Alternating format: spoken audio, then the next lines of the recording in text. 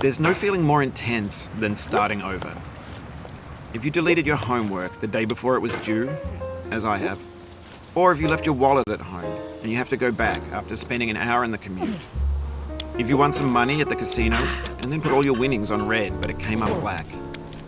If you got your best shirt dry cleaned before a wedding and then immediately dropped food on it. If you won an argument with a friend and then later discovered that they just returned to their original view. Starting over is harder than starting up.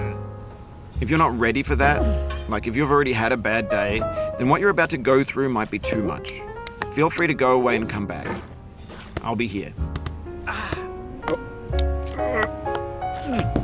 Alright, thanks for coming with me on this trip. I'll understand if you have to take a break at any point.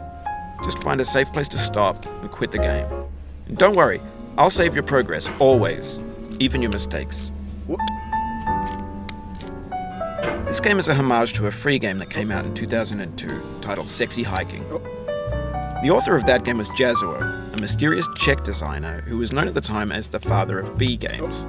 And B games are rough assemblages of found objects.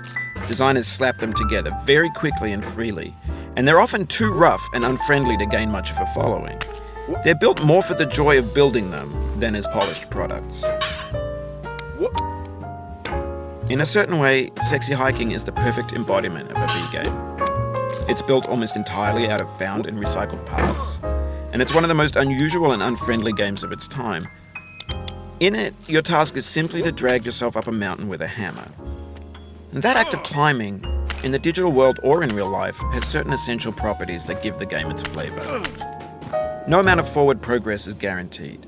Some cliffs are too sheer or too slippery. And the player is constantly, unremittingly in danger of falling and losing everything. Anyway, when you start Sexy Hiking, you're standing next to this dead tree that blocks the way to the entire rest of the game.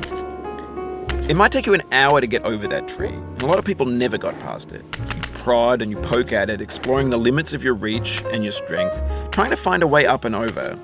And there's a sense of truth in that lack of compromise.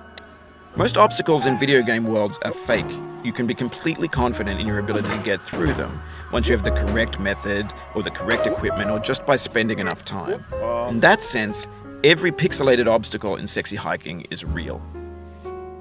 The obstacles in Sexy Hiking are unyielding, and that makes the game uniquely frustrating. But I'm not sure